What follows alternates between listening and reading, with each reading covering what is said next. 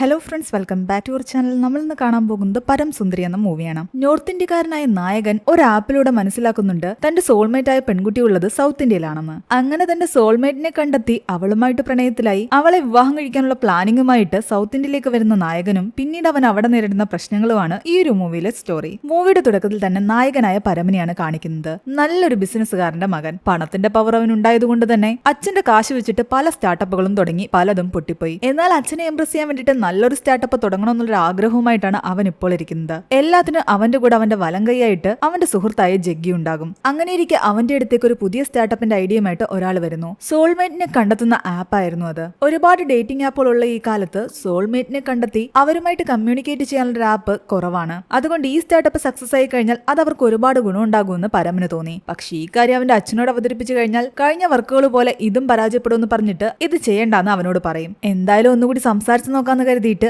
അവൻ അച്ഛനോട് സംസാരിക്കുന്നു. അയാൾ ആദ്യം തന്നെ നോ പറയുന്നു. കാരണം ഇതിൽ ഇൻവെസ്റ്റ് ചെയ്യേണ്ട കാശാകട്ടെ 5 കോടി രൂപയായിരുന്നു. ഒരുപാട് തവണ ഇതുപോലെ ഓരോ സ്റ്റാർട്ടപ്പുമായിട്ട് വന്നിട്ട് അതിലെല്ലാം ഒരുപാട് കാശ് അവൻ കളഞ്ഞിട്ടുണ്ട്. ഇനിയും കാശ് കളയാനില്ല എന്ന് അയാൾ പറയുന്നു. എന്നാൽ ഇത് വർക്ക്ഔട്ട് ആവുമെന്ന് അവൻ ഉറപ്പിച്ച് പറഞ്ഞുകൊണ്ടിരിക്കുന്നു. അപ്പോൾ അയാൾ അവനെ ചലഞ്ച് ചെയ്യുന്നു. സോൾമേറ്റിനെ കണ്ടെത്തുന്ന ആപ്പല്ലേ, നീ നിന്റെ സോൾമേറ്റിനെ ഇതിലൂടെ കണ്ടെത്തി ആ പെൺകുട്ടിയുമായിട്ട് നീ റിലേഷൻഷിപ്പിലാവുകയാണെങ്കിൽ ഞാൻ ഈ സ്റ്റാർട്ടപ്പിന് വേണ്ടിയിട്ടുള്ള കാശ് തരാമെന്ന് അയാൾ അവനോട് പറയുന്നു. അങ്ങനെ അവൻ ആ ചലഞ്ച് അക്സെപ്റ്റ് ചെയ്തു. അങ്ങനെ ആ ആപ്പിന്റെ ഐഡിയയുമായിട്ട് വന്ന ആളോട് ഇവന്റെ സോൾമേറ്റിനെ അതിലൂടെ കണ്ടെത്താൻ ഇവൻ പറയുന്നു. അങ്ങനെ അവർ പരമന്റെ ഒരു പ്രൊഫൈല് ആ ആപ്പിൽ ക്രിയേറ്റ് ചെയ്ത ശേഷം സോൾമേറ്റിനെ കണ്ടെത്തുകയാണ്. അവന്റെ സോൾമേറ്റിന്റെ പേര് തെക്കേപ്പാട്ട് സുന്ദരി ദാമോദരം പിള്ള എന്നായിരുന്നു. കേരളത്തിലുള്ള ഒരു സ്ഥലത്തായിരുന്നു അവളുടെ ലൊക്കേഷൻ കാണിച്ചിരുന്നത്. തന്റെ സോൾമേറ്റ് സൗത്ത് ഇന്ത്യയിൽ കേരളത്തിലാണെന്ന് അറിഞ്ഞപ്പോൾ പിന്നെ അവൻ ഒന്നും നോക്കിയില്ല. എവിടെയാണെങ്കിലും ശരി സോൾമേറ്റിനെ കണ്ടെത്തി അവളുമായിട്ട് റിലേഷൻഷിപ്പിലായിട്ട് അച്ഛന്റെ കയ്യിൽ നിന്ന് ക്യാഷും വാങ്ങി ഈ സ്റ്റാർട്ടപ്പ് തുടങ്ങിയിട്ട് തന്നെയുള്ള കാര്യമെന്ന് വിചാരിച്ച് പരമാകട്ടെ നേരെ കേരളത്തിലേക്ക് ഫ്ലൈറ്റ് കയറി. എന്തായാലും കേരളത്തിലേക്കല്ലേ പോകുന്നെന്ന് കരുതിയിട്ട് ജഗ്ഗിയാകട്ടെ കുറച്ച് മലയാളം വേർഡ്സ് ഒക്കെ പഠിക്കാൻ തുടങ്ങിയിരുന്നു.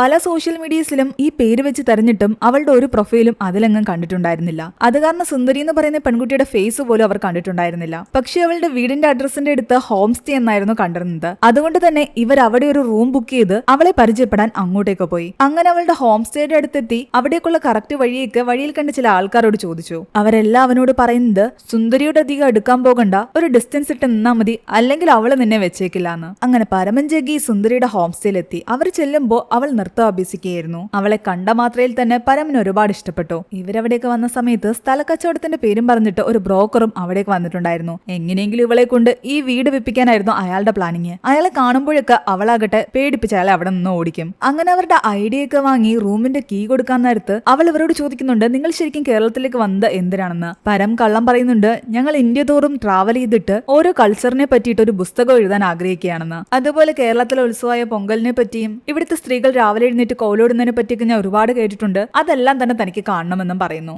എന്നാൽ അവൻ പറയുന്നത് തമിഴ്നാട് കൾച്ചറിനെ കുറിച്ചാണെന്ന് അവൾക്ക് മനസ്സിലായി. അവനെ സംബന്ധിച്ച് സൗത്ത് ഇന്ത്യയിലെ സ്റ്റേറ്റ് എല്ലാം തന്നെ ഒരുപോലെയാണെന്ന് അവൻ വിചാരിച്ചു വെച്ചിരിക്കുന്നത്. ഓരോ സ്റ്റേറ്റിനും അതിന്റേതായ കൾച്ചറും അതിന്റേതായ ആഘോഷങ്ങളും ഉണ്ടെന്നൊന്നും അവൻ അറിയില്ല. അവൻ അങ്ങനെ മിക്സ് ആക്കി പറയുന്ന കേട്ട് ദേഷ്യം വന്നിട്ട് അവള് പറയുന്നുണ്ട്, നിങ്ങൾ ഈ പറയുന്ന പൊങ്കലൊന്നും കേരളത്തിലുള്ളതല്ല, അതൊക്കെ തമിഴ്നാട്ടിലാണ് കൂടുതലും ആഘോഷിക്കുന്നതെന്ന്. അതിപ്പോ എങ്ങനായാലും എന്താണെന്നാണ് അവൻ ചോദിക്കുന്നത്. അത് കേട്ട് ദേഷ്യം വന്ന് അവള് വീണ്ടും അവനെ ഡൽഹിയിലുള്ള ആളെന്ന് വിശേഷിപ്പിക്കാതെ UP-കാരെന്ന് പറയുന്നു. അപ്പോൾ അവൻ പറയുന്നുണ്ട്, ഞങ്ങൾ UP അല്ല ഡൽഹിയാണെന്ന്. തിരിച്ച് അവള് പറയുന്നുണ്ട്, അതുപോലെ തന്നെയാണ് ഞാനും പറഞ്ഞത്, ഞങ്ങൾ തമിഴ്നാട്ടുകാരല്ല, ഞങ്ങൾ കേരളക്കാരാണെന്ന്. സുന്ദരിയുടെ സിസ്റ്റർ അമ്മുവാണ് അവർക്ക് റൂം കാണിച്ചു കൊടുക്കുന്നത്. റൂമിലേക്ക് കയറിയ ശേഷം അവനാകട്ടെ സുന്ദരിയോട് സംസാരിക്കാൻ വേണ്ടിയിട്ട് ഓരോ ഡൗട്ടുകളും ചോദിച്ചുകൊണ്ടിരിക്കുന്നു. ഇവിടെ നെറ്റ്വർക്ക് ഉണ്ടോ, ഇവിടെ കൊതുകുണ്ടോ, അങ്ങനെ ഓരോന്നോരോന്ന്. അവള് പറയുന്നുണ്ട്, ഇവിടെ നെറ്റ്വർക്ക് ഒക്കെ കുറവാണ്, വേണമെങ്കിൽ ആ മരത്തിന്റെ മുകളിൽ കയറിയിരുന്നുള്ളാൻ. അവന്റെ ചോദ്യങ്ങൾ കേട്ട് അവൾക്ക് ശരിക്കും ഇറിറ്റേറ്റ് ആകുന്നുണ്ട്. അവസാനം അവൻ പറയുന്നുണ്ട്, എനിക്ക് ഇവിടുത്തെ ഭാഷ അറിയില്ല, അതുകൊണ്ടൊരു ലോക്കൽ ഗൈഡിനെ കിട്ടുമെന്ന്. ഗൈഡിനെ ഒന്നും എനിക്കറിയില്ല, നിങ്ങളെ തന്നെ കണ്ടുപിടിക്കാനാണ് അവള് പറയുന്നത്. പിറ്റേന്ന് രാവിലെ പരമാകട്ടെ ജോഗിങ്ങിന് വേണ്ടിയിട്ട് അവിടുത്തെ ചെറിയ ടൗണിലേക്ക് ഇറങ്ങി. അവൻ ഷോർട്സ് ഒക്കെ ഇട്ടിട്ടായിരുന്നു ഇറങ്ങിയിരുന്നത്. ആ ടൈമിൽ അവിടുത്തെ പ്രമുഖ കളരിയാശാനും സുന്ദരിയുടെ അങ്കിളുമായ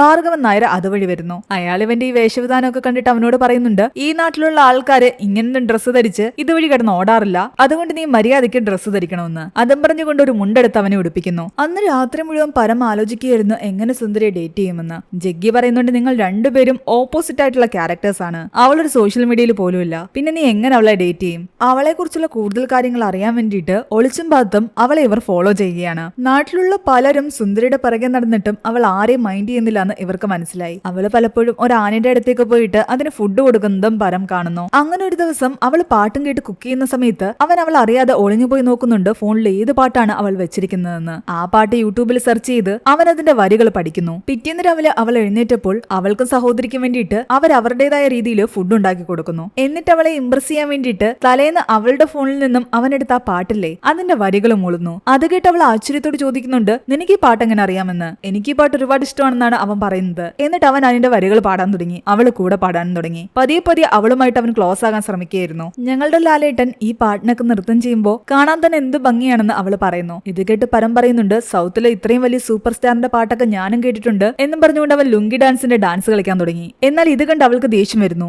അത് Tamil super star Rajini sir ആണെന്നും ഞാൻ ഞങ്ങളുടെ ആക്ടർ ലാലേട്ടനെ കുറിച്ചാണ് പറയുന്നതെന്നും അവള് പറയുന്നു. സൗത്തിലുള്ള ആക്ടേഴ്സിനെ പറ്റി പരമൻ അറിയാമെങ്കിലും അവരൊക്കെ ഏത് സ്റ്റേറ്റിലുള്ള ആക്ടേഴ്സ് ആണെന്നുള്ള കാര്യം അറിയില്ലായിരുന്നു. അത് കാരണം ദേഷ്യത്തോടെ അവൾ ഓരോരുത്തരെയും പറ്റിയും അവനോട് പറഞ്ഞു കൊടുക്കുന്നു. നിങ്ങൾ നോർത്ത് ഇന്ത്യക്കാരെല്ലാം മണ്ടന്മാരാണെന്ന് പറഞ്ഞിട്ട് അവൾ ദേഷ്യത്തോടെ അവിടെ നിന്നും പോയി. അവൾ ആഹാരം കഴിക്കാതെ പോകുന്ന കണ്ടിട്ട് അവൻ ഫുഡ് എടുത്തുകൊണ്ട് അവളുടെ പിറകെ പോയി. അവളാകട്ടെ അവിടുത്തെ തെങ്ങിന്റെ മുകളിൽ കയറി തേങ്ങ ഇട്ടുകൊണ്ടിരിക്കുകയാണ്. തനിക്ക് തെറ്റുപറ്റിപ്പോയി, അതുകൊണ്ട് തന്നോട് ക്ഷമിക്കണം, എല്ലാവരും തമ്മിലുള്ള ഡിഫറൻസ് എന്താണെന്ന് ഞാൻ പഠിച്ചോളാമെന്ന് അവൻ പറയുന്നു. തൽക്കാലം അവൾ അവനോട് ക്ഷമിച്ചു. എന്നിട്ട് അവനുണ്ടാക്കിയ പറാട്ടയും കഴിച്ച് അത് നല്ലതാണെന്ന് പറഞ്ഞിട്ട് അവിടെ നിന്നും പോയി. അവൻ പിറകെ പോയി അവളോട് ചോദിക്കുന്നുണ്ട്, എന്നോടുള്ള ദേഷ്യം പൂർണ്ണമായിട്ട് മാറാൻ ഞാൻ എന്ത് ചെയ്യണമെന്ന്. അതിനൊരു വഴിയുണ്ടെന്ന് പറഞ്ഞിട്ട് അവളാകട്ടെ അവനെ നേരെ കൂട്ടിക്കൊണ്ടു പോകുന്നത് അവളുടെ അങ്കിൾ ഭാർഗവന്റെ കളരി പഠിപ്പിക്കുന്ന സ്ഥലത്തേക്കായിരുന്നു. അവൾ അങ്കിളിനെ കണ്ടുടനെ ചോദിക്കുന്നത് അയാളുടെ മകൻ വേണു എപ്പോ വരുമെന്നായിരുന്നു. വേണുവിന് നന്നായിട്ട് കളരി അറിയാമായിരുന്നു. ഇവിടെയുള്ള എല്ലാരെക്കായാലും അവനാണ് നല്ല പോലെ അത് ചെയ്യുന്നതെന്ന് അവൾ എപ്പോഴും പറയും. ശരിക്കും സുന്ദരി പരമന് പണി കൊടുക്കാനാണ് അങ്ങോട്ടേക്ക് കൊണ്ടുവന്നത്. ഇവിടെയുള്ള ആൾക്കാരുമായിട്ട് അവനും കളരിപ്പയറ്റ് നടത്തട്ടെ എന്നും അവൻ എന്തായാലും ഇവിടുത്തെ കൾച്ചറിനെ പറ്റിയൊക്കെ അറിയണമെന്നല്ലേ പറഞ്ഞത്. തൽക്കാലം ഇതൊക്കെ ഒന്ന് അവൻ പഠിക്കട്ടെ എന്നുമായിരുന്നു അവള് പറഞ്ഞത്.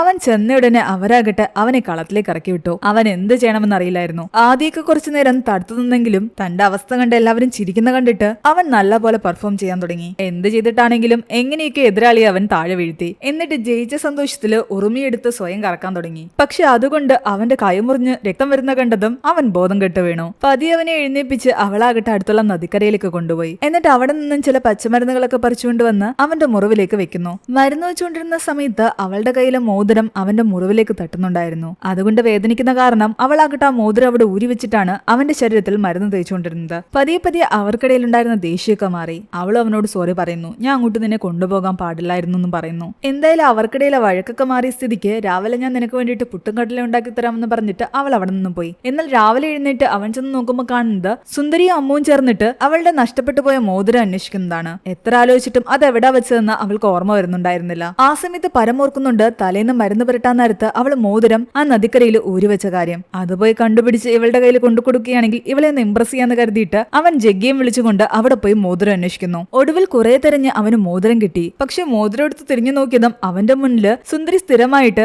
ആഹാരം കൊടുക്കുന്ന ആ ആന നിൽക്കുന്നു. അവനാകട്ടെ പേടിച്ച് അനങ്ങാനും വയ്യ. ആ ആനയാകട്ടെ തന്റെ തുമ്പിക്കൈ കൊണ്ട് അവനെ എടുത്തു. ഇത് കണ്ട് പേടിച്ച് ജഗ്ഗി പെട്ടെന്ന് സുന്ദരിയെ വിളിച്ച് അവിടേക്ക് വരുന്നു. ആനയുടെ പേര് രുക്മിണി എന്നായിരുന്നു. അവൾ ഉറക്ക അതിനോട് പറയുന്നുണ്ട് അവനെ വിട്ടേക്കാൻ. ഒരു വിധത്തിൽ ജീവൻ തിരിച്ചു കിട്ടിയ സന്തോഷത്തില് അവൻ അവളുടെ അടുത്തേക്ക് വന്നിട്ട് ആ മോതിരം അവൾക്ക് കൊടുക്കുന്നു. ഇത് തന്റെ അമ്മയുടെ മോതിരമായിരുന്നു എന്നും നഷ്ടപ്പെട്ടു പോയിരുന്നെങ്കിൽ എനിക്കിത് സഹിക്കാൻ പറ്റില്ലായിരുന്നു എന്നും അവള് പറയുന്നു. എന്താണെങ്കിലും നീ ഇത് കണ്ടുപിടിച്ചു തന്നതിൽ എനിക്ക് ഒരുപാട് സന്തോഷമുണ്ടെന്നാണ് അവള് പറയുന്നത്. അവളുടെ അമ്മയെ പറ്റി അച്ഛനെ പറ്റി അവൻ ചോദിക്കുമ്പോൾ അവള് പറയുന്നുണ്ട് അവരുടെ ആക്സിഡന്റിൽ മരിച്ചുപോയതാണെന്ന്. അവൾ അവരെ ഒരുപാട് മിസ് ചെയ്യുന്നുണ്ടായിരുന്നു. അതുകൊണ്ട് തന്നെ ആ റിങ് അവൾക്ക് അത്രയധികം പ്രിയപ്പെട്ടതുമാണ്. അങ്ങനെ അവൾ ഈ നാടിനെ പറ്റിയും തന്റെ നാട്ടുകാരെ പറ്റിയൊക്കെ പറഞ്ഞുകൊണ്ടിരിക്കുന്നതിന്റെ ഇടയ്ക്ക് അവൻ പറയുന്നുണ്ട് ഇവിടെ വന്നിട്ടും ഇതുവരെ എനിക്ക് മര്യാദയ്ക്ക് ഈ നാടൊന്നും കാണാൻ പറ്റിയിട്ടില്ല എന്ന്. ഒരു ഗൈഡിനെ ഇതുവരെയും കിട്ടിയിട്ടില്ല. തന്നെ അവൻ ഒരുപാട് ഹെൽപ്പ് ചെയ്തല്ലേ എന്ന് കരുതിയിട്ട് അവൾ അവനോട് പറയുന്നുണ്ട് നാളെ രാവിലെ നീ റെഡിയായിരുന്നു, ഞാൻ നിന്നെ ഈ നാട് കാണിക്കാമെന്ന്. അങ്ങനെ പിറ്റേന്ന് ഇവർ രണ്ടുപേരും ചേർന്നിട്ട് ആ നാട് മുഴുവൻ കാണാനിറങ്ങി. ആ ഒരു യാത്ര കാരണം അവർ കൂടുതൽ അടുക്കാൻ തുടങ്ങി. അങ്ങനെ യാത്ര കഴിഞ്ഞ് തിരിച്ചു വരുന്ന വഴിക്ക് മഴയായ കാരണം അവരൊരു പള്ളിയിലേക്ക് കയറി. അവിടെ പ്രാർത്ഥിച്ചുകൊണ്ടിരിക്കുന്ന സമയത്ത് പരമാകട്ടെ അവളോട് പറയുന്നുണ്ട് നിനക്ക് എന്തിനെങ്കിലും ദൈവത്തിനോട് മാപ്പ് ചോദിക്കാനുണ്ടെങ്കിൽ അത് ചോദിച്ചു കൊള്ളാൻ. അവള് കണ്ണടച്ച് മാപ്പ് ചോദിക്കുന്നത് ഞാൻ എന്റെ ജോലിയെ വെറുക്കുന്നു എന്ന് പറഞ്ഞിട്ടാണ്. ഹോം സ്റ്റേ നീ നടത്തുന്നത് എന്തിനാ വെറുക്കുന്നതെന്ന് അവൻ ചോദിക്കുമ്പോൾ തനിക്കിതിലൊരു താല്പര്യമില്ലെന്ന് അവള് പറയുന്നു. തനിക്ക് വലിയൊരു നർത്തകിയാകാനായിരുന്നു ആഗ്രഹം. മോഹിനിയാട്ടമായിരുന്നു അവൾ പ്രാക്ടീസ് ചെയ്തുകൊണ്ടിരുന്നത്. പക്ഷെ അച്ഛന്റെ അമ്മയുടെ മരണശേഷം അവർക്ക് ജീവിക്കാൻ ക്യാഷ് വേണമായിരുന്നു. അതുകൊണ്ടാണ് ആ വീട് അവർ ഹോം സ്റ്റേ തന്നെ ആക്കി മാറ്റിയത്. നിന്റെ നൃത്തം ഞാൻ വന്ന ദിവസം തന്നെ കണ്ടതാ, നീ എനിക്ക് വേണ്ടി ഒന്നുകൂടി നൃത്തം ചെയ്യുമോ എന്ന് അവൻ ചോദിക്കുന്നു. അങ്ങനെ അവിടെ വെച്ചിട്ട് അവൾ മോഹിനിയാട്ടം ഡാൻസ് കളിക്കുകയാണ്. അവൾ അതിനിടയ്ക്ക് അവനോട് പറയുന്നുണ്ട് എനിക്ക് സ്വന്തമായിട്ടൊരു ഡാൻസ് സ്റ്റുഡിയോ ഉണ്ടായിരുന്നു, ഞാൻ നല്ലൊരു നർത്തകിയാവെന്ന് പറഞ്ഞിട്ട് അമ്മയച്ഛനും ഒരുപാട് അഭിമാനിച്ചിരുന്നു. അതിന്റെ ഇടയ്ക്കാണ് അവരുടെ ആക്സിഡന്റ് ഉണ്ടായത്. ആ ഡാൻസ് സ്റ്റുഡിയോയിൽ നിന്ന് വലുതായിട്ട് കാശ് കിട്ടാത്ത കാരണം അത് അടച്ചുപൂട്ടി. വീട്ടിൽ ഹോം സ്റ്റേയും തുടങ്ങി. അതുകൊണ്ട് എന്റെ പാഷനും നിന്നു. നിനക്ക് ഈ ഐഡിയക്ക് ആരാ പറഞ്ഞതെന്ന് ചോദിക്കുമ്പോൾ ഭാർഗവൻ അങ്കിള ഹോം സ്റ്റേ തുടങ്ങാനുള്ള ഐഡിയ പറഞ്ഞതെന്നാണ് അവൻ പറയുന്നത്. നിന്റെ ലൈഫിലെ ഇത്രയും വലിയൊരു ഡിസിഷൻ മറ്റാരെങ്കിലും പറയുന്ന കേട്ട് നീ എന്തിനാ എടുത്തെന്ന് ചോദിക്കുമ്പോൾ അവള് പറയുന്നുണ്ട് എന്റെ ലൈഫിലെ എല്ലാ വലിയ ഡിസിഷനും അമ്മാവനാണ് എടുക്കുന്നത്, ഞാൻ സ്വയം ഒന്നും തീരുമാനിക്കാറില്ല എന്ന്. എന്നാൽ അവൻ പറയുന്നുണ്ട് എന്റെ കാര്യത്തിലെല്ലാം ഞാൻ തന്നെയാണ് ഞാൻ തീരുമാനിക്കുന്നത്. അതിനുള്ള സ്വാതന്ത്ര്യം എനിക്കുണ്ട്. അങ്ങനെ ഓരോന്ന് പറഞ്ഞ് അവൻ അവളുടെ കൂടെ ഡാൻസ് കളിക്കുന്നു. അവർ തമ്മിൽ ക്ലോസ് ആയി വരുംതോറും അവളുടെ ഉള്ളിലും അവനോട് ഇഷ്ടം തോന്നാൻ തുടങ്ങി. എന്നുള്ളത് പറയാൻ അവൾക്ക് മടിയായിരുന്നു. പരം അപ്പോൾ ചിന്തിക്കുന്നുണ്ട്, അവൾ ഇങ്ങോട്ട് പറഞ്ഞില്ലെങ്കിൽ താൻ അങ്ങോട്ട് തന്റെ ഇഷ്ടം തുറന്ന് പറയാമെന്ന്. അങ്ങനെ അവൻ പറയാൻ തുടങ്ങിയതും പെട്ടെന്ന് അവൻ ആ ആപ്പ് ഉണ്ടാക്കിയ ആളുടെ കോള് വരുന്നു. ഇനി ഈ ആപ്പിന്റെ കാര്യത്തിൽ നിങ്ങൾ കൺഫർമേഷൻ തന്നില്ലെങ്കിൽ ഇത് മറ്റാർക്കെങ്കിലും തങ്ങൾ വിൽക്കുമെന്നുള്ള രീതിയിലായിരുന്നു അയാളുടെ സംസാരം. പക്ഷേ താൻ അതിലേക്ക് ഇൻവെസ്റ്റ് ചെയ്യാൻ തയ്യാറാണെന്ന് പരം പറയുന്നു. അറ്റ്ലീസ്റ്റ് ഒരു അഡ്വാൻസ് എങ്കിലും തന്നു വെക്കാനാണ് അയാൾ ആവശ്യപ്പെടുന്നത്. ഒടുവിൽ അത് കൈവിട്ടു പോകാതിരിക്കാൻ വേണ്ടിയിട്ട് അവൻ അച്ഛനറിയാതെ നല്ലൊരു തുക അയാൾക്ക് കൊടുക്കുന്നു. ആ ഡീലെല്ലാം സംസാരിച്ചു കഴിഞ്ഞിട്ട് അവൻ തിരിച്ചു വരുമ്പോഴേക്കും സുന്ദരി അവിടെ ഇരുന്ന് ഉറങ്ങിയിട്ടുണ്ടായിരുന്നു. അത് കാരണം അവനാകട്ടെ അവന്റെ ഇഷ്ടം തുറന്നു പറയാനും പറ്റിയില്ല. പിറ്റേന്ന് രാവിലെ അവർ അവിടെ നിന്ന് എഴുന്നേറ്റ് പോകാൻ നേരത്ത് ജഗ്ഗിനെ അവൻ കാണുന്നുണ്ട്. ജഗ്ഗിയാകട്ടെ അവിടെ ഉണ്ടായിരുന്ന പാർവതി എന്ന് പറയുന്ന ഒരു പെൺകുട്ടിയുമായിട്ട് റിലേഷൻഷിപ്പിലായിട്ടുണ്ടായിരുന്നു. പരമിന്റെ പ്രണയം ഇവിടെ ഒന്നും ആയില്ല. ജഗ്ഗി അതിനിടയ്ക്ക് ഒരു പ്രണയം സെറ്റാക്കി. ഇതൊക്കെ നീ എങ്ങനെ സെറ്റാക്കിയെന്നാണ് അവൻ ചോദിക്കുന്നത്. പാർവതി എന്റെ സോൾമേറ്റ് ആണെന്ന് ജഗ്ഗി പറയുന്നു. അല്ലാതെ നീ വിചാരിക്കുന്ന പോലെ ഇത് തമാശിക്കുന്നുവല്ല, ഞാൻ സീരിയസ് ആയിട്ട് തന്നെയാ. പരം ജഗ്ഗിയോട് പറയുന്നുണ്ട്, സുന്ദരി എന്റെ സോൾമേറ്റ് ആണെന്ന് ആ ആപ്പിലൂടെ കണ്ടപ്പോൾ ശരിക്കും ഞാൻ വിശ്വസിച്ചിട്ടുണ്ടായിരുന്നില്ല. എന്നാൽ ഇവിടെ വന്ന് അവളുമായിട്ടുള്ള വൈബെല്ലാം മാച്ച് ആയി കഴിഞ്ഞപ്പോൾ എനിക്ക് ഉറപ്പായി അവള് തന്നെയാണ് എന്റെ സോൾമേറ്റ്. അങ്ങനെ പിറ്റേന്ന് അവിടെ അമ്പലത്തിലൊരു ചടങ്ങ് നടക്കുകയായിരുന്നു. അവൻ മുണ്ടെടുക്കാൻ കഷ്ടപ്പെടുന്ന കണ്ടിട്ട് അവളാണ് അവൻ ഉടുപ്പിച്ചു കൊടുക്കുന്നത്. അവനെയും കൊണ്ട് അമ്പലത്തിലേക്ക് അവളെത്തി. ആ ചടങ്ങിനിടയിൽ അവളോട് തന്റെ ഇഷ്ടം തുറന്നു പറയാൻ പലതവണ അവൻ ശ്രമിച്ചു. ഇന്നലെ ബഹളത്തിന്റെ ഇടയ്ക്ക് ഒന്നും പറ്റുന്നുണ്ടായിരുന്നില്ല. ആ ടൈമില് അവിടേക്ക് അവളുടെ അമ്മാവൻ ഭാർഗവന്റെ മകൻ വേണു വരുന്നു. അവള് വേണുവിനെ കണ്ടതും ഓടിപ്പോയി അവനെ കെട്ടിപ്പിടിക്കുന്നു. പരമാകെ ഷോക്ക് അടിച്ച പോലെ നിൽക്കുകയായിരുന്നു. വേണുവും സുന്ദരിയും ചെറുപ്പകാലം മുതലേ നല്ല ക്ലോസ് ആയിരുന്നു. ചെറുപ്പത്തിലെ ഒപ്പം കളിച്ചു വളർന്നവരായതുകൊണ്ട് തന്നെ ഭാർഗവൻ ഇവർ രണ്ടുപേരുടെയും വിവാഹം നടത്തണോ എന്നുള്ളൊരു ചിന്തയിലായിരുന്നു. വേണുവിനാകട്ടെ സുന്ദരി ഇഷ്ടമാണ്. എല്ലാ ആൾക്കാരും അവിടെ ഉള്ള സ്ഥിതിക്ക് അയാൾ ഒഫീഷ്യലായിട്ട് അത് അനൗൺസ് ചെയ്യുന്നു. ഇവരുടെ രണ്ടുപേരുടെ വിവാഹം ഞാൻ നടത്താൻ തീരുമാനിച്ചിരിക്കുന്നു പറഞ്ഞിട്ട്. സുന്ദരിയുടെ മനസ്സിൽ ചെറിയൊരു വിഷമം തോന്നുന്നുണ്ട്. കാരണം അവളുടെ ഉള്ളിൽ പരമനോട് ചെറിയൊരു ഇഷ്ടമുണ്ട്. അത് അവൾ ഇതുവരെ തുറന്നു പറഞ്ഞിട്ടില്ല. ഇവിടെ അമ്മാവനെ അവൾക്ക് എതിർക്കാനും വയ്യ. ഇവരെല്ലാവരും ഇങ്ങനെ സംസാരിച്ചു നിൽക്കുന്ന കണ്ടിട്ട് പരമാകെ നിസ്സഹായനായി നിൽക്കുകയാണ്. അവൻ തന്റെ ഇഷ്ടം തുറന്നു പറഞ്ഞതുമില്ല. ദാ അവളുടെ കല്യാണം തീരുമാനിക്കുകയും ചെയ്തിരിക്കുന്നു. ഇനി അവൻ എന്ത് ചെയ്യണമെന്നറിയാത്തൊരവസ്ഥ. അവളുടെ ഇഷ്ടം തുറന്നു പറയണോ വേണ്ടയോ എന്നൊക്കെ അവൻ ചിന്തിക്കാൻ തുടങ്ങി. വേണുവിന്റെയും സുന്ദരിയുടെയും ചിരിച്ചു കളിച്ചുള്ള സംസാരം പരമിന് ഒട്ടും ഇഷ്ടപ്പെട്ടില്ല. ഇതെല്ലാം അമ്മ ശ്രദ്ധിക്കുന്നുണ്ടായിരുന്നു. അമ്മുവിന് മനസ്സിലായിട്ടുണ്ടായിരുന്നു പരമിന് സുന്ദരി ഇഷ്ടമാണെന്നുള്ള കാര്യം. അവൾ വേണുവിനെ പറ്റി പരമിനോട് പറയുന്നു. ചെറുപ്പം മുതലേ അവൻ പങ്കെടുത്ത എല്ലാ മത്സരത്തിലും അവനായിരുന്നു വിജയി. ചെറുപ്പം മുതലേ ഒരുമിച്ച് കളിച്ചു വളർന്നവരവർ. അന്നവരെ കാണുമ്പോൾ തന്നെ തോന്നുമായിരുന്നു അവരുടെ കല്യാണം അപ്പോഴേ തന്നെ കഴിഞ്ഞുവെന്ന്. കോളേജ് വരെ അവർ നല്ല സുഹൃത്തുക്കളായിരുന്നു. സുന്ദരിയും മോഹിനിയാട്ടത്തിൽ കോൺസെൻട്രേറ്റ് ചെയ്തപ്പോൾ വേണു ആകട്ടെ ഡോക്ടർ ആകാൻ വേണ്ടിയിട്ട് അബ്രോഡിലേക്ക് പോയി. പിന്നീട് അവരുടെ സംസാരം എല്ലാം തന്നെ ഫോണിലൂടെയായിരുന്നു. അതിനിടയ്ക്ക് അച്ഛന്റെ അമ്മയുടെ ആക്സിഡന്റ് ഉണ്ടായി. ചേച്ചി മോഹിനിയാട്ടം എല്ലാം വിട്ടിട്ട് വീട് നോക്കാൻ ആരംഭിച്ചു. വീട്ടിൽ വരുന്ന ഗസ്റ്റിനെയും വീട്ടിലെ കാര്യങ്ങളും എല്ലാം മാനേജ് ചെയ്യുന്നതിനിടയ്ക്ക് വേണുവായിട്ടുള്ള സംസാരം തന്നെ കുറഞ്ഞു. ചേച്ചിയുടെ ലൈഫിലും ആരെങ്കിലും വേണോന്ന് വിചാരിച്ചിട്ടാണ് ഞാൻ എല്ലാ ഡേറ്റിംഗ് ആപ്പിലും ചേച്ചിക്ക് പ്രൊഫൈൽ ഉണ്ടാക്കിയത്. പക്ഷെ കുറച്ച് ദിവസം കഴിയുമ്പോഴേക്കും ചേച്ചി ഇത് കണ്ടുപിടിച്ച് ഡിലീറ്റ് ആക്കി കളയുകയും ചെയ്തു. അങ്ങനെ അവൾ ഈ സോൾമേറ്റ് എന്ന് പറഞ്ഞ ആപ്പിലും സുന്ദരിക്ക് ഒരു പ്രൊഫൈൽ ക്രിയേറ്റ് ചെയ്തിട്ടുണ്ടായിരുന്നു. ആ പ്രൊഫൈൽ മൂലമാണ് നമ്മുടെ പരമിന് സുന്ദരിയുമായിട്ടുള്ള മാച്ച് കിട്ടുന്നത്. എല്ലാം കേട്ട് കഴിഞ്ഞ് പരമാകട്ടെ സുന്ദരിയോട് പോയി ചോദിക്കുന്നുണ്ട്, നീ കാര്യങ്ങളൊന്നും എന്നോട് പറയാഞ്ഞത് എന്താണെന്ന്. എന്നാൽ അവള് പറയുന്നു, ചെറുപ്പത്തിൽ തന്നെ ഞങ്ങളുടെ പേരൻസ് ഞങ്ങളുടെ വിവാഹം തീരുമാനിച്ചു വെച്ചിരുന്നതാ. പക്ഷെ ഇത്ര പെട്ടെന്ന് ഇതൊക്കെ നടക്കുമെന്ന് ഞാൻ ഒരിക്കലും വിചാരിച്ചിട്ടുണ്ടായിരുന്നില്ല. എന്നാൽ പരമ അവളോട് പറയുന്നു, നീയല്ലേ വിവാഹം കഴിക്കാൻ പോകുന്നത്, നീയല്ലേ തീരുമാനിക്കേണ്ടത് ആരെ വിവാഹം കഴിക്കണം എപ്പോ കഴിക്കണമെന്നൊക്കെ. ഇത് കേട്ട് അവള് പറയുന്നുണ്ട്, വേണുവും ഞാനും കുട്ടിക്കാലം മുതലേ ബെസ്റ്റ് ഫ്രണ്ട്സ് ആണ്. എല്ലാ കാര്യത്തിലും അവൻ ഒന്നാമനായിരുന്നു. അവൻ എന്റെ സ്കൂൾമേറ്റ് ആയിരുന്നു, സ്റ്റഡിമേറ്റ് ആയിരുന്നു, കളറിമേറ്റ് ആയിരുന്നു എന്നൊക്കെ അവൾ പറയുമ്പോ അവൻ പറയുന്നുണ്ട്, ഇതൊക്കെ കൊണ്ടൊരിക്കലും അവൻ നിന്റെ സോൾമേറ്റ് ആകില്ല എന്ന്. അവൾക്ക് അതിനൊന്നും മറുപടിയില്ലായിരുന്നു. തന്റെ അമ്മയച്ഛനും അമ്മാവനും എല്ലാം ഇതാണ് ആഗ്രഹിക്കുന്നത്, അതുകൊണ്ട് അതിനെനിക്ക് എതിര് പറയാൻ പറ്റില്ല എന്ന് തന്നെയാണ് അവള് പറയുന്നത്. വേണു സുന്ദരിയോട് ചോദിക്കുന്നുണ്ട്, ഞാൻ വന്നപ്പോ മുതൽ ശ്രദ്ധിക്കുന്നത് ആകെ കൺഫ്യൂസ്ഡ് ആയിട്ടിരിക്കുന്നു, എന്തു പറ്റിയെന്ന്. അവൾ ഒന്നും പറയുന്നില്ല. ഇവിടെ പരമ ആകെ കൺഫ്യൂസ്ഡ് ആണ്. അവന്റെ സോൾമേറ്റ് സുന്ദരിയാണ്. ഇനി ആ ആപ്പ് വഴി നോക്കുമ്പോ സുന്ദരിയുടെ സോൾമേറ്റ് വേണു ആണെങ്കിലോ? അത് കാരണം അവ അപ്പൊ തന്നെ ആ ആപ്പിന്റെ ആളായ ശേഖരനെ വിളിച്ചു ചോദിക്കുന്നു. അയാളെല്ലാം കേട്ടിട്ട് ഇവനോട് പറയുന്നുണ്ട്, അങ്ങനെ ഒരിക്കലും നടക്കില്ല എന്ന്. സോൾമേറ്റ് ഒരേ ഒരെണ്ണേ ഉണ്ടാകൂ. നിന്റെ സോൾമേറ്റ് അവളാണെങ്കിൽ അവളുടെ നീയുമായിരിക്കും, അല്ലാതെ അവളുടെ സോൾമേറ്റ് മറ്റൊരാളാകില്ല. നിന്റെ സോൾമേറ്റ് മറ്റൊരാളുമായിട്ട് കണക്ട് ആവുകയാണെങ്കിൽ അവരുടെ ലൈഫ് പെർഫെക്റ്റ് ആകത്തുമില്ല. അവരങ്ങനെ സംസാരിച്ചുകൊണ്ടിരിക്കുന്ന സമയത്ത് ഭാർഗവനാകട്ടെ അവിടെ അടുത്ത വരാൻ പോകുന്ന ഫെസ്റ്റിവലിന്റെ ഭാഗമായിട്ട് നടക്കുന്ന മത്സരങ്ങളിൽ അവരുടെ ഗ്രൂപ്പ് തന്നെ വിജയിക്കണമെന്ന് എല്ലാവരോടും പറയുന്നതാണ്. പലതരത്തിലുള്ള മത്സരങ്ങൾ ഉണ്ടായിരുന്നു. ഇതൊക്കെ കേട്ടുകൊണ്ട് പരമം പോയി അവരെ സപ്പോർട്ട് ചെയ്യുന്നു. ഞങ്ങൾ നിങ്ങളുടെ കൂടെ നിൽക്കാം, നമുക്ക് ഈ മത്സരങ്ങളിലെല്ലാം ജയിക്കാമെന്ന് പറയുകയാണ്. എന്നാൽ മത്സരത്തിൽ പങ്കെടുക്കണമെങ്കിൽ നിങ്ങൾ ഞങ്ങളുടെ കൂട്ടത്തിൽ ഒരാളായിട്ട് വരണം. അതെന്തായാലും അല്ലല്ലോ, അതുകൊണ്ട് മത്സരത്തിൽ പങ്കെടുക്കണ്ടെന്ന് അയാൾ പറയുന്നു. ഒടുവിൽ പരം ഒരു ഐഡിയ കണ്ടെത്തി. ജഗ്ഗിയുടെ കാമുകി പാർവതി അവരുടെ കൂട്ടത്തിൽ ആളല്ലേ. പാർവതിയെ കൊണ്ട് അവന്റെ കയ്യിലൊരു രാഖി കെട്ടിപ്പിക്കുന്നു. എന്നിട്ട് പാർവതിയുടെ ബ്രദറായി ഞാനെന്ന് പറഞ്ഞിട്ട് അവരുടെ കൂടെ മത്സരിക്കാൻ ചെന്നു. പിന്നെ അവർക്ക് നോ പറയാനും പറ്റിയില്ല.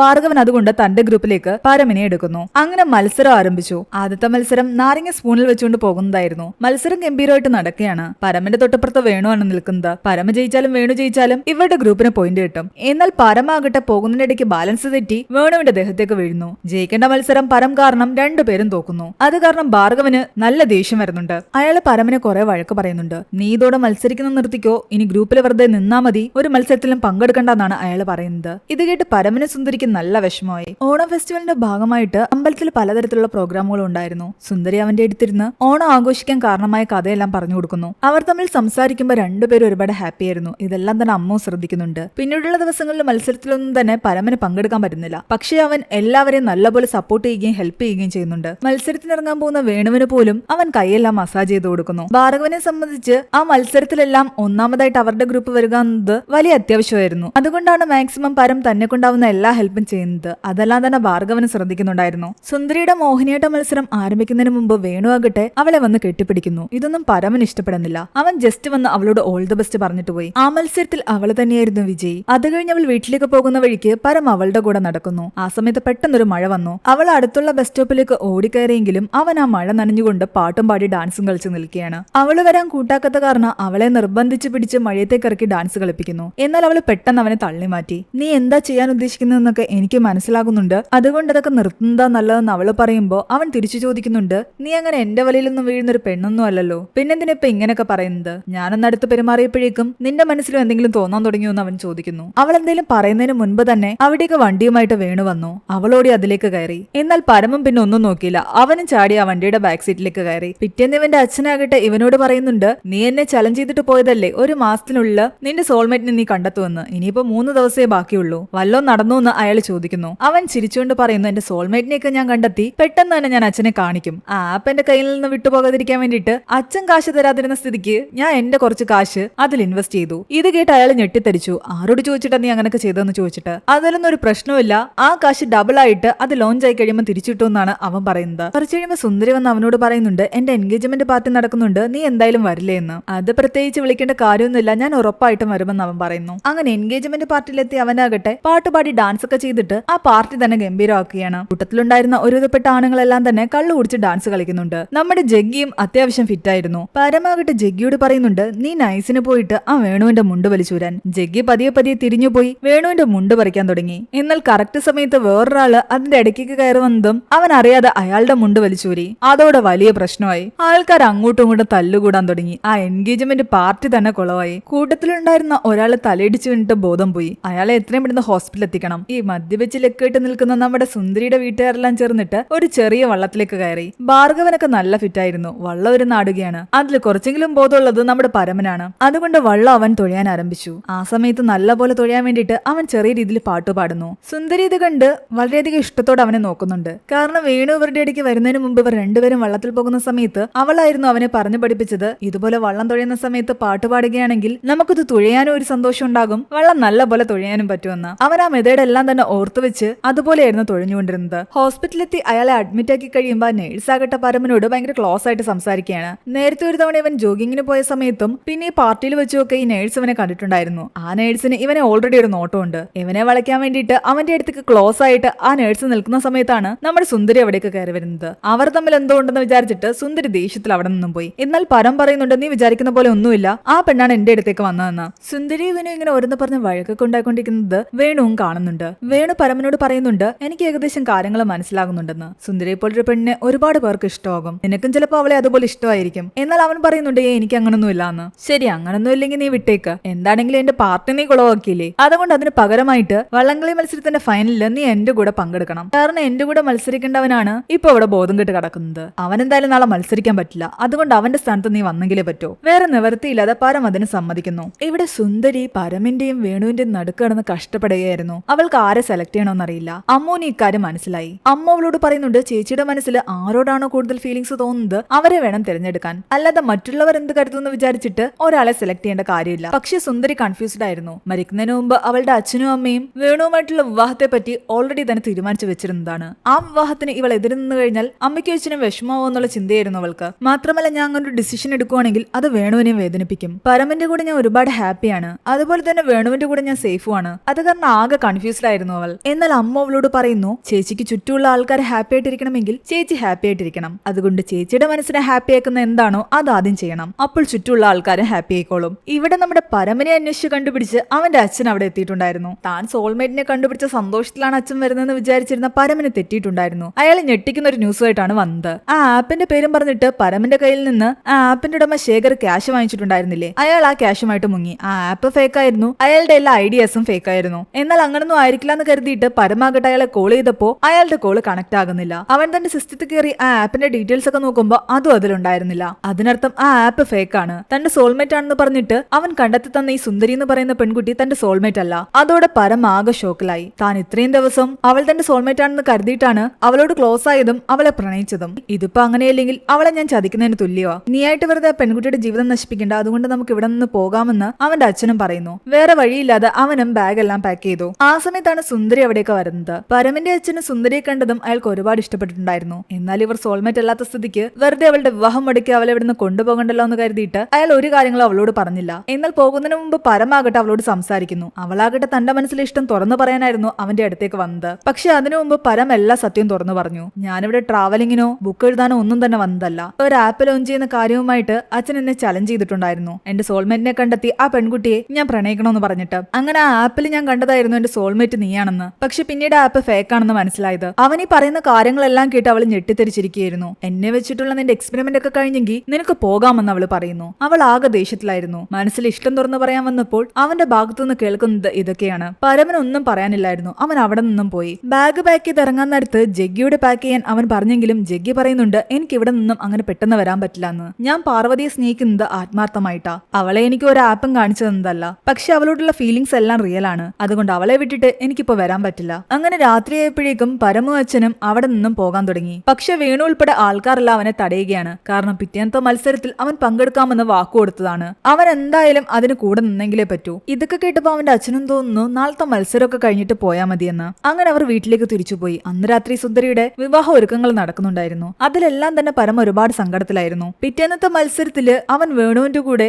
വള്ളം കളിക്ക് മുന്നിൽ തന്നെ നിന്നു. അവർ തോക്കുന്നൊരു കട്ടുവെത്തി കഴിയുമ്പോ പരമാകട്ടെ എല്ലാവർക്കും വേണ്ടിയിട്ട് ഒരു പാട്ട് പാടാൻ ആരംഭിച്ചു. സുന്ദരി പറഞ്ഞ പോലെ പാട്ട് പാടിക്കൊണ്ട് തുഴഞ്ഞു കഴിഞ്ഞാൽ നല്ല പോലെ തുഴയാൻ പറ്റും. അങ്ങനെ അവൻ പാടിയ ഹിന്ദി പാട്ട് ബാക്കി എല്ലാവരും ഏറ്റുപാടി. ആ മത്സരത്തിൽ അവർ വിജയിക്കുകയും ചെയ്തു. മത്സരം കഴിഞ്ഞ് പരമു പോയി. സുന്ദരിയുടെ മനസ്സിൽ ശരിക്കും വിഷമം ഉണ്ടായിരുന്നു. എന്നാൽ എയർപോർട്ടിലേക്ക് കടക്കുന്നതിനിടയ്ക്ക് അവന്റെ അച്ഛനാകട്ടെ അവനോട് സംസാരിക്കുന്നു. നീ ശരിക്കും നിന്റെ പ്രണയം മറ്റൊരാൾക്ക് വിട്ടുകൊടുത്തിട്ടല്ലേ ഇപ്പൊ വന്നിരിക്കുന്നത്? പക്ഷെ അവൻ തിരിച്ചു ചോദിക്കുന്നു അച്ഛൻ തന്നെയല്ലേ പറഞ്ഞത് വെറുതെ ഞങ്ങളുടെ 3 പേരുടെ ലൈഫ് കളയാൻ നിൽക്കേണ്ടെന്ന്. എന്നാൽ ഞാൻ ഇന്നേ വരെ പറഞ്ഞ കാര്യങ്ങളൊന്നും നീ കേട്ടിട്ടില്ലല്ലോ. ലൈഫ് നിന്റേതാണ്, ഫീലിങ്സും നിന്റേതാണ്, പ്രണയവും നിന്റേതാണ്. നീയാണ് തീരുമാനിക്കേണ്ടത് ആ പെൺകുട്ടിയെ നിന്റെ ലൈഫിൽ നിനക്ക് വേണോ വേണ്ടയോ എന്ന്. ഇപ്പൊ എന്നെ വെറുതെ കൺഫ്യൂസ് ആക്കാൻ നോക്കണ്ട. എന്നാൽ അയാൾ പറയുന്നു നീ ഒരു മണ്ടനാ. സോൾമേറ്റിനെ കണ്ടെത്താൻ നിന്റെ ഫോണല്ല നിന്നെ സഹായിക്കേണ്ടത്, നിന്റെ ചിന്തകളാണ്, നിന്റെ മനസ്സിൽ തോന്നുന്ന ഫീലിങ്സ് ആണ് നിന്റെ സോൾമേറ്റിനെ കണ്ടെത്തുന്നത്. അച്ഛൻ പറയുന്നതൊക്കെ ശരിയാണെന്ന് എനിക്കറിയാം. പക്ഷെ ആ ഒരു സത്യം ഞാൻ മനസ്സിലാക്കാൻ ഇപ്പൊ ഒരുപാട് വൈകിപ്പോയി. അവളുടെ വിവാഹം നടക്കാൻ പോവുകയാണ്. എന്നാൽ അയാൾ പറയുന്നു ഒരു തവണ നീ ആ പ്ലെയിനിൽ കയറി ഇവിടെ നിന്ന് പോയി കഴിഞ്ഞാൽ നിനക്ക് പിന്നെ ഒന്നും തിരിച്ചു നേടാനാകില്ല. നീ അത് ആലോചിച്ച് പശ്ചാത്തപിക്കേണ്ടി വരും. അതുകൊണ്ട് ഇപ്പൊ ഈ നിമിഷം നീ എടുക്കുന്ന തീരുമാനമാണ് നിന്റെ ലൈഫ് തന്നെ മാറ്റാൻ പോകുന്നത്.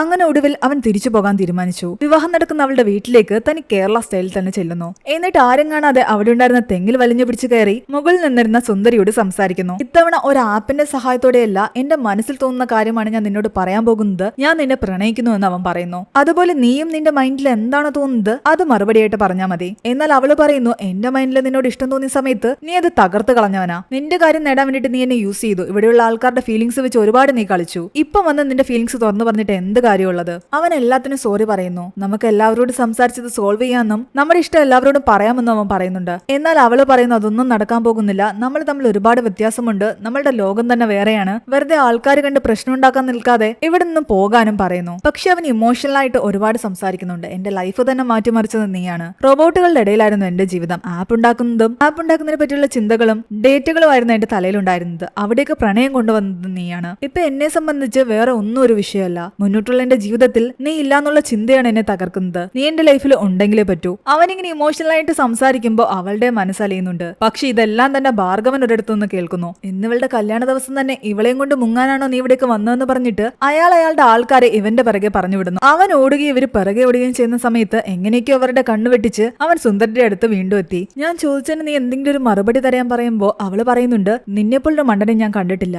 ആപ്പ് പറഞ്ഞു എന്ന് പറഞ്ഞിട്ട് നീ ഇവിടെ വരെ വന്നിരിക്കുന്നു. എന്നാൽ അവൻ തിരിച്ചു പറയുന്നു ഇതുപോലെ ഈ ആൾക്കാർ പറയുന്ന കേട്ടിലല്ലേ നീ പോയി കല്യാണത്തിന് തന്നെ നിൽക്കുന്നത്. നീ ഞാനും തമ്മിൽ ഒരു വ്യത്യാസമില്ലാന്ന്. ആ സമയത്ത് വേണു അവിടേക്ക് വരുന്നു. അവനും മനസ്സിലായിട്ടുണ്ടായിരുന്നു ഇവർക്ക് പരസ്പരം ഇഷ്ടമാണെന്നുള്ള കാര്യം. അത് കാരണം അവൻ സുന്ദരിയെ ഫോഴ്സ് ഒന്നും ചെയ്തില്ല. പക്ഷെ അപ്പോഴേക്കും ഭാർഗവന്റെ ആൾക്കാര് പരമന് നേരെ ആയുധങ്ങൾ എറിഞ്ഞു തുടങ്ങി. കുറച്ചു കഴിയുമ്പോഴേക്കും അപ്പോഴേക്കും അവര് വന്നവനെ കൈയോടെ പിടിച്ചു. കേരളത്തിൽ നിന്ന് ഞാൻ തിരിച്ചു പോകുന്നെങ്കിൽ നീ എന്റെ ഭാര്യയായിട്ട് എന്റെ കൂടെ ഉണ്ടാകുമെന്നാണ് അവൻ പറയുന്നത്. എല്ലാം കേട്ട് വേണു സുന്ദരിയോട് പറയുന്നുണ്ട്, ഈ വിവാഹം നിന്റെയും കൂടിയാണ്, അതുകൊണ്ട് ചോയ്സും നിന്റെയും കൂടി ആകണം. നിനക്ക് ഓക്കെ ആണെങ്കിൽ മാത്രം നമ്മുടെ വിവാഹം നടത്തിയാൽ മതി. നിനക്ക് അവനെയാണ് ഇഷ്ടമെങ്കിൽ അവനെ തെരഞ്ഞെടുക്കുന്നതിൽ എനിക്ക് ഒരു പ്രശ്നമില്ല. ഇവിടെ പിടിച്ചുകൊണ്ടുപോയ ആൾക്കാരിൽ നിന്നും പരം എങ്ങനെയൊക്കെയോ ഓടി രക്ഷപ്പെടുന്നു. അവസാനം ഓടി ഓടി അവന്റെ വെള്ളത്തിലേക്ക് എടുത്തു ചാടി. എന്നാൽ സുന്ദരി കറക്റ്റ് സമയത്ത് അവനെ വന്ന് രക്ഷിക്കുന്നു. ഈ നിൽക്കുന്ന ആൾക്കാരെ എല്ലാം പറഞ്ഞു മനസ്സിലാക്കുക എന്ന് പറയുന്നത് അത്ര ഈസി ആയിട്ടുള്ള കാര്യമല്ല. അതുകൊണ്ട് നമ്മൾ തമ്മിൽ ഒന്നിക്കാൻ വേണ്ടിയിട്ട് വേറൊരു കാര്യം നമുക്ക് ചെയ്യാമെന്ന് പറഞ്ഞിട്ട് അവരുടെ എല്ലാം മുന്നിൽ വെച്ചിട്ട് അവൾ അവനെ കിസ് ചെയ്യുന്നു. അത് കണ്ട് ഭാർഗവനും അയാളുടെ ഭാര്യയെല്ലാം ഞെട്ടിത്തരിച്ചിരിക്കുകയായിരുന്നു. വേണു അവരോടൊക്കെ റിലാക്സ് ആകാൻ പറയുന്നു. അത് തന്നെയാണ് നടക്കേണ്ടത്. അങ്ങനെ അവിടെ ഈ ഒരു മൂവി അവസാനിക്കുകയാണ്. ഈ ഒരു മൂവിയുടെ സ്റ്റോറി എങ്ങനെയുണ്ടായിരുന്നു നിങ്ങൾ താഴെ കമന്റ് ചെയ്യുക. എക്സ്പ്ലനേഷൻ ഇഷ്ടപ്പെട്ടെങ്കിൽ വീഡിയോയിലേക്ക് ചെയ്യാനും നമ്മുടെ ചാനൽ സബ്സ്ക്രൈബ് ചെയ്യാനും മറക്കണ്ട.